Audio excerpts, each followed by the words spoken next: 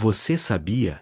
Arqueólogos descobrirem o povo pré-diluviano que construiu o mundo. Klaus Schmidt tremeu quando sua escova revelou mais 1 centímetro do pilar de pedra. 23 anos. 23 anos de zombarias, recusas de financiamento e colegas cochichando sobre suicídio profissional pelas costas.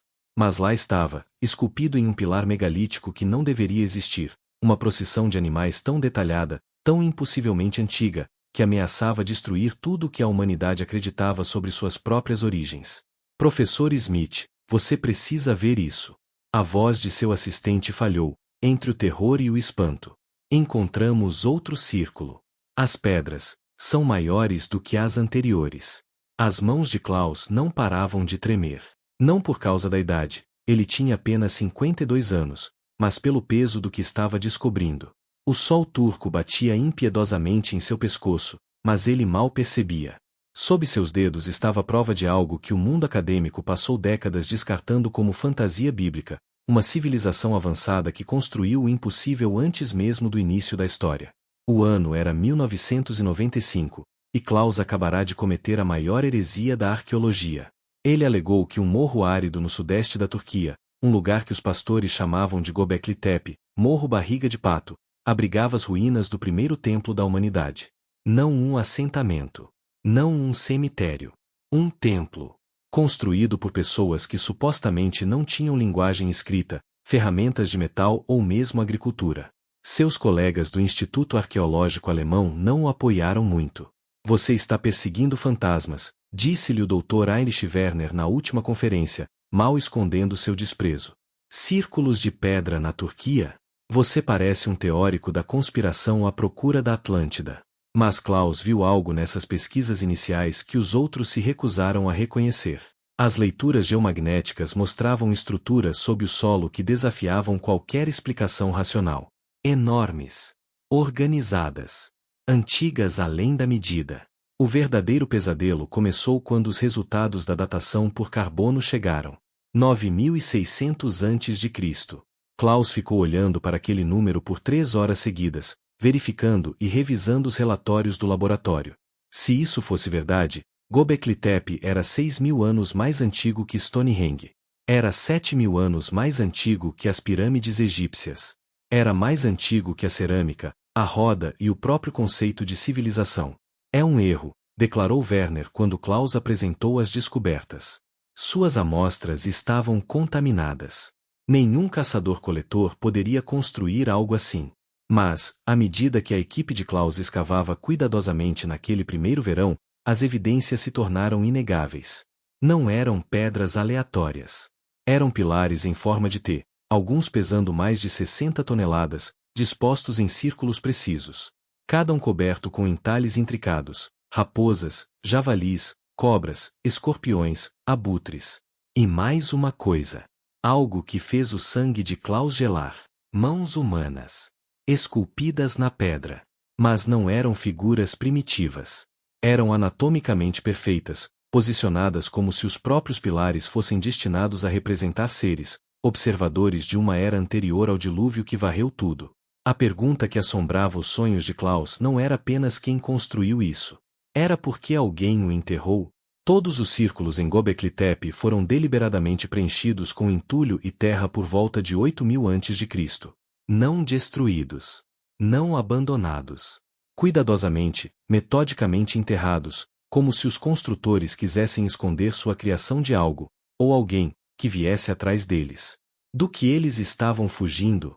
Klaus sussurrou para si mesmo enquanto o pôr do sol pintava o local da escavação de vermelho sangue. Ele ainda não sabia, mas a resposta estava espalhada por 20 acres de encostas turcas, 40.000 ossos de animais que reescreveriam a história da existência humana.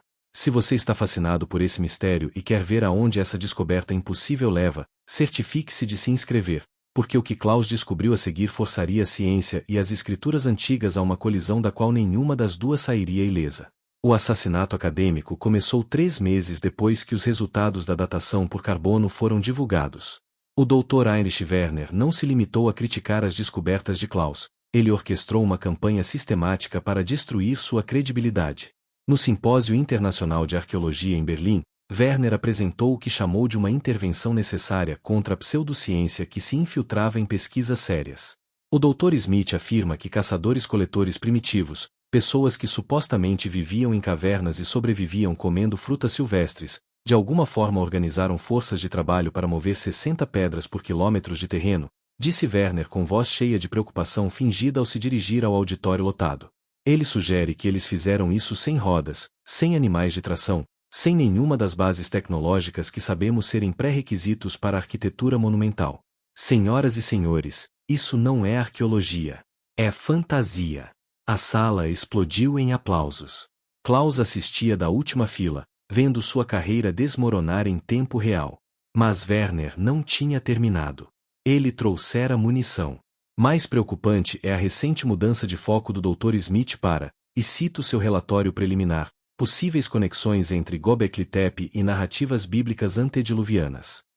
Werner fez uma pausa para causar efeito, deixando as palavras pairarem como uma acusação. Ele não está apenas cometendo erros científicos. Ele está usando a arqueologia como arma para validar a mitologia religiosa. Klaus sentiu seu rosto queimar.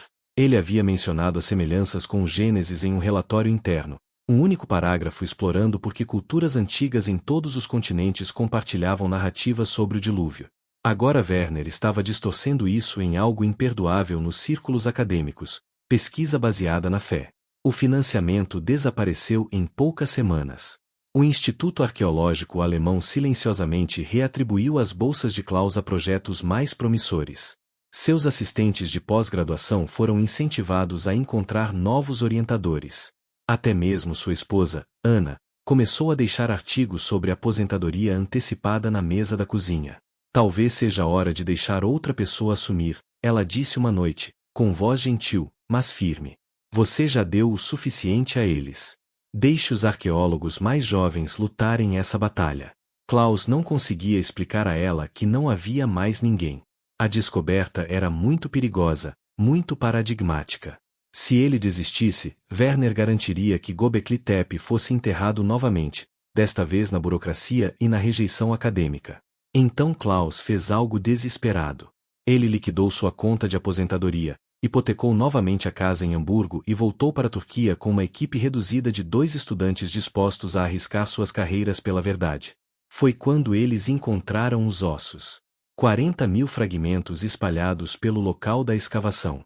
A princípio, Klaus pensou que eles tivessem encontrado um antigo local de caça. Mas, à medida que sua equipe catalogava os restos mortais, um padrão perturbador surgiu. Ovelhas, gado, cabras, gazelas, javalis, leopardes, lobos, até mesmo ouriços e doninhas. Dezenas de espécies de pássaros. O local continha representantes de quase todos os animais terrestres conhecidos por terem existido na região durante aquele período. É como se alguém tivesse reunido todas as criaturas que encontrou e as trouxesse para cá, sussurrou Sarah Shen, uma das alunas de pós-graduação restantes de Klaus. Suas mãos tremiam enquanto ela registrava outro fragmento. Professor, isso me lembra. Não diga isso, Klaus a interrompeu. Ele sabia exatamente o que ela estava pensando. Mas dizer isso em voz alta daria mais munição a Werner. A comparação com a Arca de Noé era muito óbvia, muito inflamatória. No entanto, as evidências continuavam se acumulando. O colega de Werner, Dr. James Hartford, de Oxford, visitou o local com relutância em 1997. Klaus o observou examinar a distribuição dos ossos e viu o momento exato em que a compreensão surgiu em seu rosto. Isto é um zoológico, murmurou Hartford, quase para si mesmo. Um zoológico da Idade da Pedra. A frase pegou. Em poucos meses, revistas arqueológicas estavam chamando Göbekli Tepe de a primeira coleção zoológica do mundo, uma designação que levantou mais perguntas do que respostas. Por que caçadores-coletores criariam algo tão elaborado? Qual era o seu propósito? Mas Klaus havia notado outra coisa. Algo que lhe revirou o estômago. Entre aqueles 40.000 fragmentos ósseos, representando centenas de espécies e milhares de animais individuais, eles encontraram exatamente 2 peixes. Não 2 espécies. 2 espécimes individuais. Um pequeno peixe-gato e uma criatura aquática não identificada. A ausência era estatisticamente impossível. O rio mais próximo ficava a menos de 8 quilômetros de distância. Os peixes teriam sido uma fonte primária de alimento. No entanto, alguém os excluiu deliberadamente dessa enorme coleção de animais. Klaus passou 3 noites sem dormir cruzando as descobertas com todos os bancos de dados arqueológicos aos quais tinha acesso. O padrão se manteve. Göbekli Tepe documentava animais terrestres com precisão obsessiva, mas tratava a vida aquática como se ela não existisse. Então Sarah fez a descoberta que mudou tudo. Professor, você precisa ver o pilar 43 agora mesmo. Sua voz falhou no telefone via satélite. Acho que há um mapa estelar. Klaus praticamente correu para a vala de escavação. Lá, iluminada por holofotes portáteis, Sarah apontou para uma série de símbolos esculpidos acima das procissões de animais. Não eram elementos decorativos aleatórios. Eram marcadores astronômicos deliberados. Esses símbolos correspondem a fragmentos de cometas conhecidos, explicou Sarah, seu dedo traçando os padrões esculpidos. E este arranjo aqui corresponde a uma configuração estelar específica que só ocorre durante grandes eventos celestes. O coração de Klaus disparou. Quando? De acordo com o alinhamento, aproximadamente 10.950 a.C., bem no final da última era glacial. O mesmo período em que as temperaturas globais aumentaram drasticamente. Quando inundações massivas remodelaram as costas. Quando megafaunas como mamutes peludos desapareceram quase da noite para o dia. Quando as populações humanas caíram para níveis próximos da extinção, no que os geneticistas chamaram de evento gargalo. Klaus pegou sua Bíblia surrada, um presente de sua avó, guardada mais por sentimento do que por fé. Ele folheou até Gênesis, até a passagem que ele tentou tanto ignorar. E as águas prevaleceram excessivamente sobre a terra, e todas as colinas altas, que estavam sob todo o céu, foram cobertas. Suas mãos tremiam enquanto lia o versículo seguinte. E toda a carne que se movia sobre a terra morreu, tanto das aves, como do gado, e dos animais, e de todos os répteis, e todos os homens. Todos os animais terrestres. Meticulosamente documentados em Göbekli Tepe. Mas nenhum peixe. Porque os peixes não precisavam ser salvos de um dilúvio.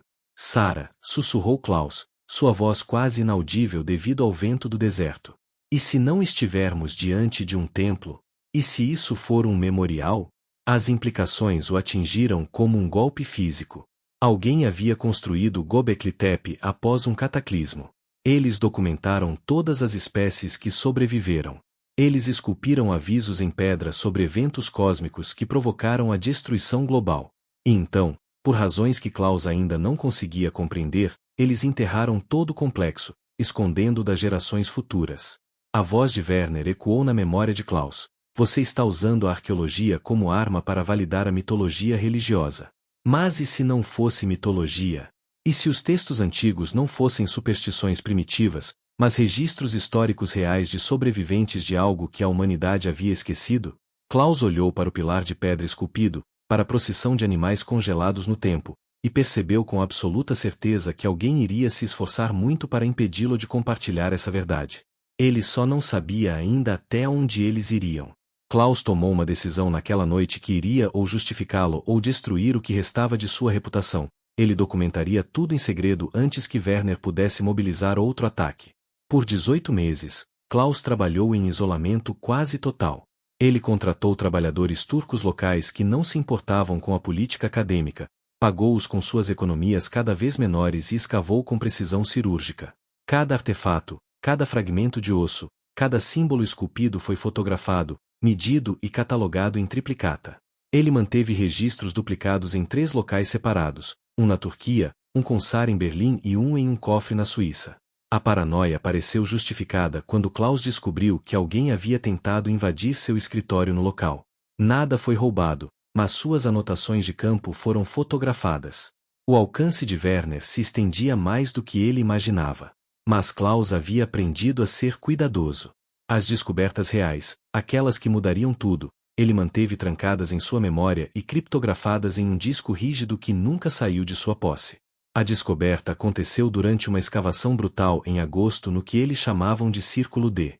Enquanto os trabalhadores removiam os escombros ao redor de um enorme pilar central, Klaus percebeu algo que o deixou sem fôlego: símbolos esculpidos em uma faixa contínua ao redor da base da pedra. Não eram representações de animais. Eram diferentes. Padrões geométricos. Sequências repetidas.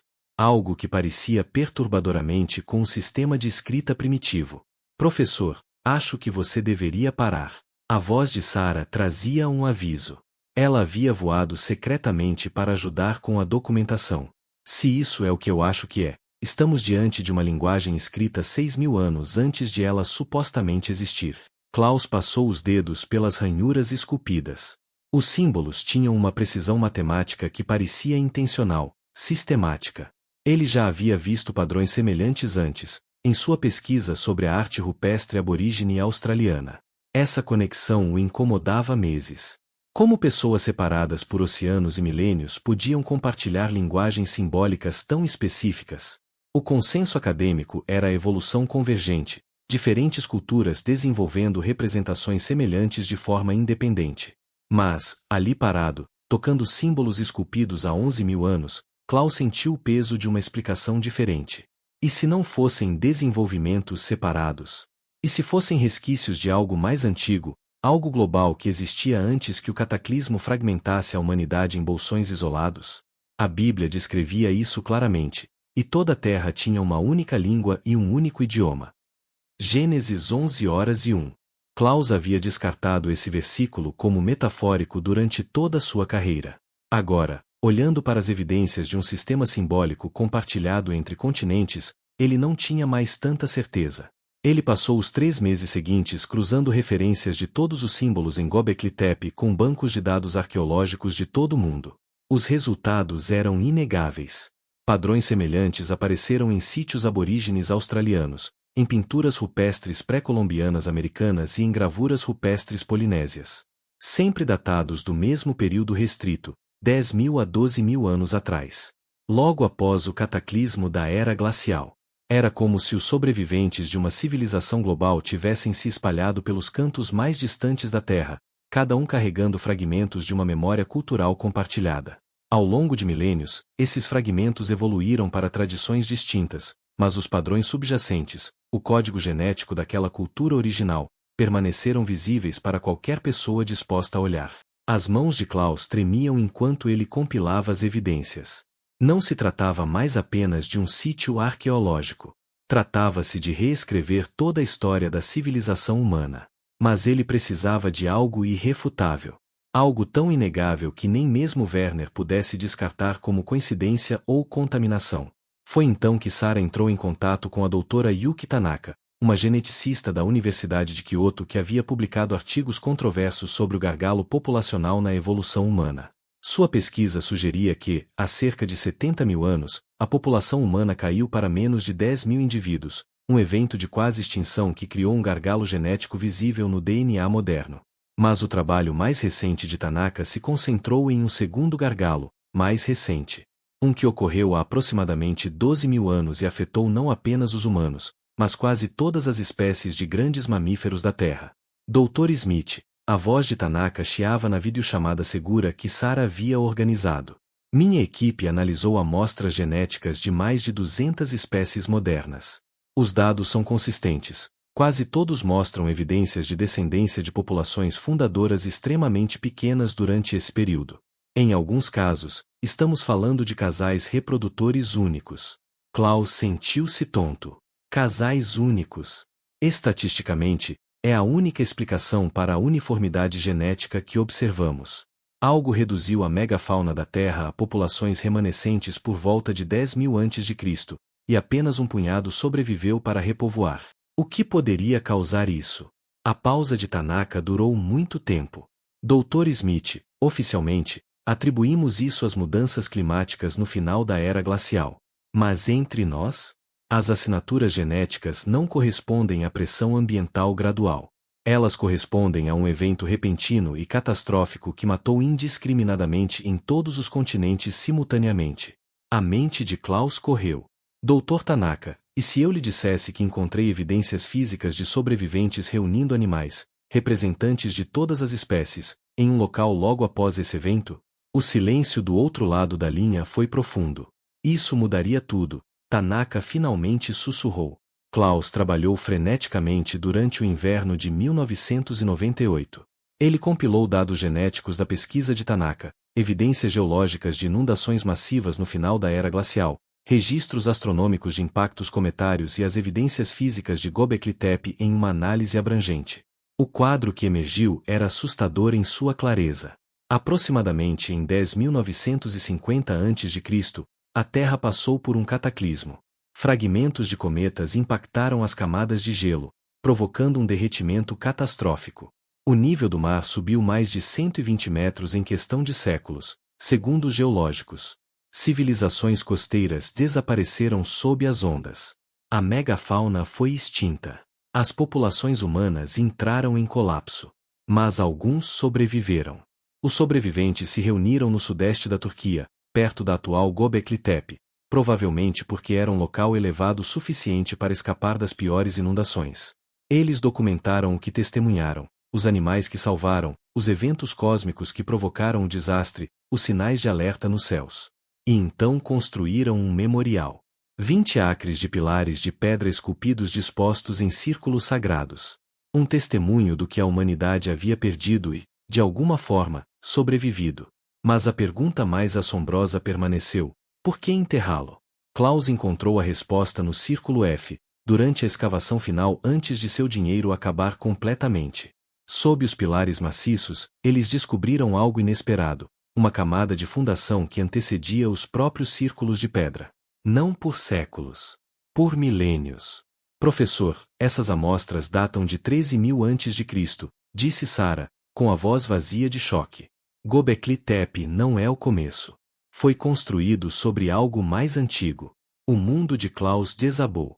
Se estruturas existiam antes do cataclismo, se Göbekli Tepe era na verdade uma reconstrução pós-diluviana de algo mais antigo, então a narrativa bíblica não era apenas metaforicamente verdadeira, era historicamente precisa. Havia uma civilização avançada antes do dilúvio. Eles construíram cidades, desenvolveram tecnologia, criaram arte e arquitetura que rivalizavam com qualquer coisa moderna. E então algo, julgamento divino, catástrofe cósmica ou ambos, os apagou da existência. Göbekli Tepe foi a tentativa desesperada da humanidade de se lembrar, de preservar o conhecimento antes que fosse perdido para sempre, de alertar as gerações futuras. Isso aconteceu. Nós sobrevivemos. Mas nunca devemos esquecer. E então, por razões que Klaus estava apenas começando a entender, eles deliberadamente enterraram esse aviso. Klaus sentou-se sozinho naquela noite em sua barraca, cercado por evidências que redefiniriam a história humana.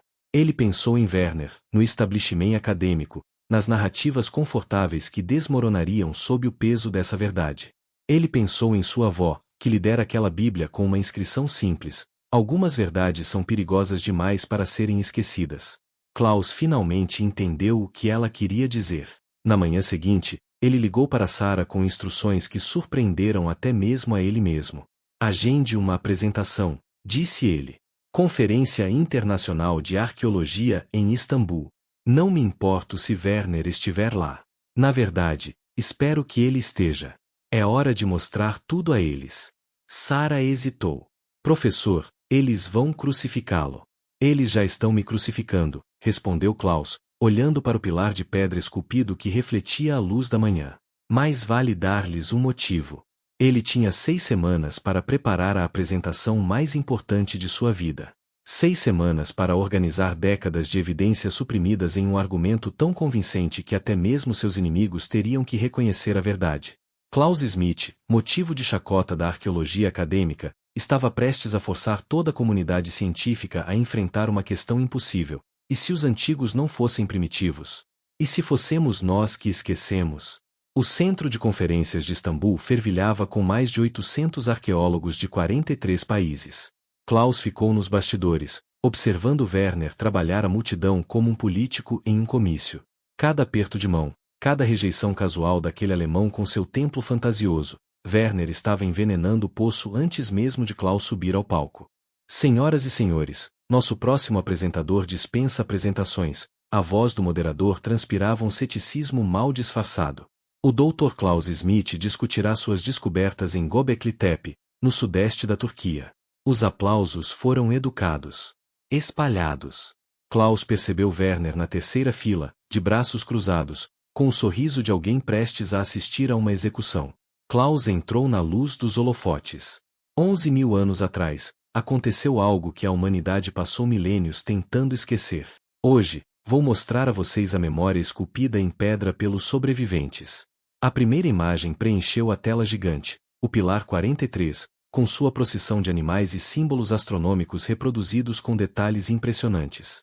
Isso não é arte primitiva. É um documento histórico criado por pessoas que testemunharam o fim de seu mundo. Werner se mexeu, desconfortável. Klaus continuou. Por 3 anos, minha equipe escavou 20 acres em Göbekli Tepe. Descobrimos círculos de pedra contendo pilares que pesam mais de 60 toneladas cada, esculpidos e erguidos por pessoas que supostamente não tinham ferramentas de metal ou conhecimento arquitetônico. Klaus fez uma pausa, deixando a tensão aumentar. O consenso acadêmico está errado. Uma onda de murmúrios se espalhou pelo auditório. O slide seguinte mostrava a análise dos ossos. Catalogamos 40.000 fragmentos de ossos de animais encontrados no local, representantes de quase todas as espécies terrestres. Bovinos, ovinos, javalis, leopardos, lobos, dezenas de espécies de aves. Ele clicou novamente. O número apareceu em branco. 2. Esse foi o número de peixes que encontramos. 2 espécimes individuais em toda a escavação. A menos que quem construiu Göbekli Tepe estivesse documentando sobreviventes de um evento que matou especificamente animais terrestres, deixando a vida aquática inalterada. Isso é absurdo. A voz de Werner ecoou pelo auditório. Ele se levantou, com o rosto corado. Você está manipulando dados para apoiar uma narrativa bíblica. Klaus esperava por isso. Ele contava com isso. O Dr. Werner levanta uma questão válida. Então, deixe-me mostrar algo que não tem nada a ver com textos religiosos. O próximo slide mostrava gráficos genéticos da pesquisa do Dr. Tanaka. Linhas do tempo codificadas por cores mapeavam gargalos populacionais em 200 espécies. Estes são dados genéticos revisados por pares da Universidade de Kyoto. Todas as principais espécies de mamíferos da Terra mostram evidências de descendência de populações fundadoras extremamente pequenas, há aproximadamente 12.000 anos. Em muitos casos, casais reprodutores únicos. Klaus viu o rosto de Werner empalidecer.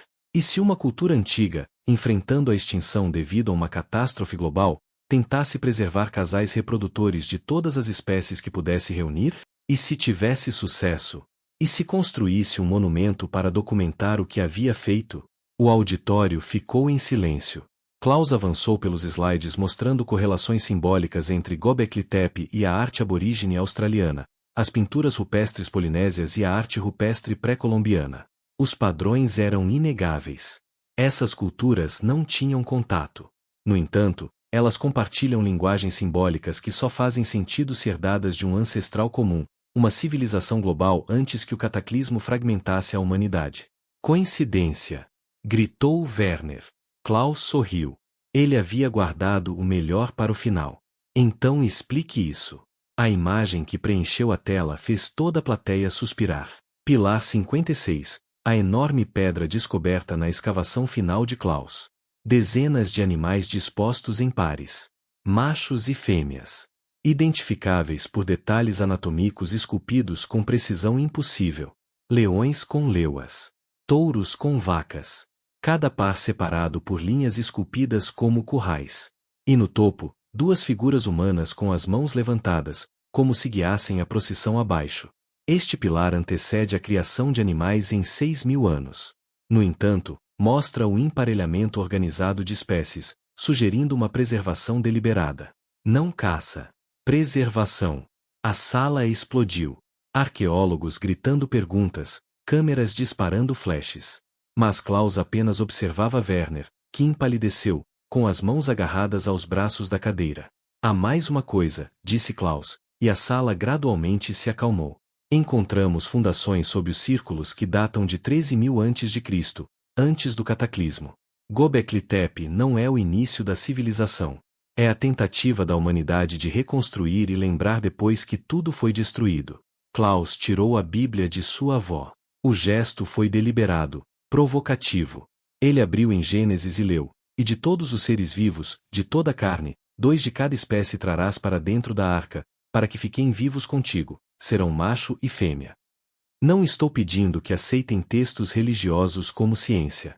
Estou pedindo que considerem que esses textos podem ser os últimos registros sobreviventes de eventos reais que moldaram a história da humanidade. Então veio a voz que Klaus não esperava. Ele está certo. O Dr. James Hartford estava no meio do auditório. O professor de Oxford que havia rejeitado o trabalho de Klaus 3 anos atrás. Passei 6 meses revisando os dados do Dr. Smith. Fui à Turquia. Examinei o local pessoalmente. Tudo o que ele está mostrando a vocês é preciso. Hartford virou-se para encarar Werner diretamente. E descobri outra coisa. O Dr. Werner sabia da pesquisa genética há 18 meses. Ele recebeu os dados preliminares do Dr. Tanaka e deliberadamente os suprimiu porque eles se correlacionavam com as descobertas de Smith. O auditório explodiu.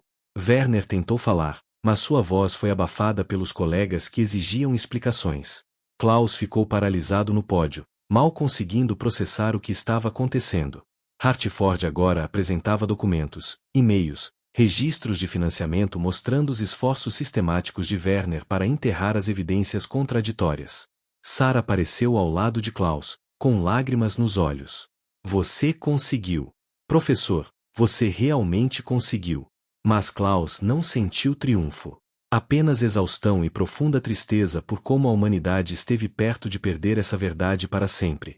Os organizadores da conferência acompanharam Werner para fora do auditório. Sua carreira estava acabada. Mas, enquanto Klaus observava seu antigo adversário sair, ombros caídos, rosto pálido, ele não sentiu satisfação. Apenas o peso da responsabilidade. Porque agora o mundo saberia. Os sobreviventes construíram Göbekli Tepe como um aviso e um testemunho. Eles documentaram os animais que salvaram, os eventos cósmicos que testemunharam, a civilização que perderam. Eles esculpiram tudo isso em pedra e depois enterraram, escondendo seu memorial de algo que temiam. Por 11.000 anos, esse aviso esperou sob o solo turco. E Klaus Smith finalmente o trouxe de volta à luz. 3 meses depois de Istambul, Klaus voltou a Göbekli Tepe pela última vez. Não como um forasteiro ridicularizado, mas como arqueólogo que reescreveu a história da humanidade. O financiamento veio de instituições que antes lhe fechavam as portas na cara. O nome de Werner foi discretamente apagado das revistas acadêmicas, seu legado reduzido a um conto de advertência sobre o ego destruindo a integridade. Mas Klaus não sentiu nenhuma satisfação ao ficar entre os pilares de pedra ao amanhecer. Apenas perguntas que o mantinham acordado à noite. Sarah se juntou a ele, carregando 2 xícaras de café turco.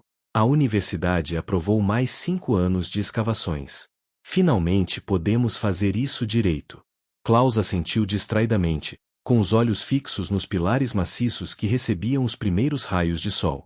Respondemos quem construiu isso e quando. Mas ainda não sabemos a resposta para a pergunta mais importante. Porque eles enterraram isso. Eles passaram semanas analisando o material de preenchimento usado para enterrar os círculos. Não foi uma destruição aleatória. Alguém havia cuidadosamente, quase com amor, coberto cada pilar com camadas de terra e entulho, preservando em vez de destruindo, escondendo em vez de abandonando. Klaus caminhou até o pilar 56, passando a mão sobre a procissão esculpida de animais. As pessoas que sobreviveram ao cataclismo testemunharam algo traumático além da nossa compreensão. Uma civilização avançada foi exterminada em poucos anos. Milhões de mortos. Conhecimento perdido. O mundo inteiro remodelado por inundações catastróficas. Ele fez uma pausa, lutando para encontrar palavras para algo que mal compreendia. Talvez tenham percebido que lembrar tornava mais difícil seguir em frente. Talvez o trauma fosse muito profundo. Então, enterraram seu próprio memorial, escolhendo a amnésia coletiva em vez do luto coletivo. O sol surgiu no horizonte, pintando as colinas turcas de dourado. Naquela luz, os pilares antigos pareciam quase vivos, testemunhas de uma escolha feita há 11.000 anos. Isso é incrivelmente triste, disse Sarah baixinho. É incrivelmente humano. Fazemos isso o tempo todo. Enterramos memórias dolorosas. Recomeçamos. Convencemos a nós mesmos de que desta vez será diferente. Seu telefone vibrou. A National Geographic chegaria naquela tarde. A BBC estava produzindo uma série. Produtores de Hollywood queriam os direitos de adaptação. Göbekli Tepe estava se tornando uma sensação, e Klaus era seu profeta relutante. Professor, perguntou Sarah, o que você acha que realmente aconteceu naquela época? Não a ciência, a história. O que levou ao cataclismo? Klaus pensou nos gargalos genéticos, nos eventos de extinção, no colapso repentino do que deve ter sido uma cultura global sofisticada. Acho que eles esqueceram algo essencial. Talvez tenham se tornado tão avançados, tão poderosos, que deixaram de se ver como parte da natureza e passaram a se ver como seus senhores. E a natureza, ou Deus, ou o universo, os lembrou do contrário. Ele olhou diretamente para Sarah. Os sobreviventes não documentaram apenas os animais que salvaram. Eles documentaram a humildade. Cada pilar esculpido é um lembrete de que não estamos separados da criação. Fazemos parte dela. E quando esquecemos isso, quando nos tornamos arrogantes o suficiente para pensar que conquistamos a ordem natural, é aí que tudo entra em colapso. Então, o que fazemos com esse conhecimento? Contamos a história. Mostramos as evidências. E, acima de tudo, lembramos que isso já aconteceu antes e pode acontecer novamente. Naquela noite, Klaus recebeu um e-mail inesperado de sua esposa, Anna. Eles se separaram durante os dias mais sombrios de sua obsessão por Göbekli Tepe. O assunto do e-mail era: agora eu entendo. Assisti à sua apresentação de Istambul. Finalmente entendo por que você não conseguia deixar isso para trás. Você não estava buscando glória ou provando que Werner estava errado. Você estava salvando uma memória que a humanidade quase perdeu para sempre. Sinto muito por não ter percebido isso antes. Volte para casa quando estiver pronto. Klaus leu 3 vezes, com lágrimas embaçando a tela. Ele havia sacrificado tudo, suas economias, sua reputação, seu casamento, por pedras que pessoas mortas haviam enterrado deliberadamente. E, de alguma forma, impossivelmente, isso tinha importado. O documentário foi ao ar 6 meses depois, com recorde de audiência. Göbekli Tepe se tornou um nome conhecido. Livros didáticos foram revisados. A narrativa das origens da humanidade mudou, acomodando a verdade incômoda de que não somos tão avançados ou únicos quanto acreditávamos. Mas a resposta favorita de Klaus veio de um professor do ensino médio em Ohio. Meus alunos assistiram ao seu documentário. Pela primeira vez em 15 anos de carreira, vi eles genuinamente interessados em história antiga. Mas, mais do que isso, eles começaram a fazer perguntas mais profundas. Um aluno disse: talvez os antigos não fossem primitivos. Talvez nós sejamos apenas arrogantes. Obrigado por dar aos meus alunos permissão para questionar tudo. Klaus afixou essa carta acima de sua mesa, ao lado de uma fotografia do pilar 56. Porque aquele aluno havia compreendido o que a maioria dos adultos não percebia. Göbekli Tepe não se tratava apenas de arqueologia ou validação bíblica. Tratava-se de humildade. Sobre reconhecer que a sabedoria humana não começou conosco e que a loucura humana provavelmente também não terminará conosco. Os antigos construíram um memorial à sobrevivência e depois o enterraram porque lembrar doía demais. Klaus escavou essa memória e forçou o mundo a enfrentar uma verdade incômoda. Já estivemos aqui antes. Alcançamos a grandeza, perdemos e tivemos que reconstruir. O ciclo se repete porque continuamos esquecendo as lições gravadas na pedra. Talvez desta vez pudesse ser diferente. Talvez, ao lembrar o que os antigos tentaram esquecer, a humanidade pudesse quebrar o padrão. Talvez pudéssemos aprender a equilibrar o progresso com a humildade, o avanço com o respeito pela ordem natural. Ou talvez ignorássemos tudo e repetíssemos a história, forçando algum arqueólogo do futuro a escavar nossas ruínas e se maravilhar com o fato de termos perdido tudo, apesar de termos recebido todos os avisos. Klaus não sabia qual futuro nos aguardava. Mas ele sabia qual era o seu papel: continuar contando a história.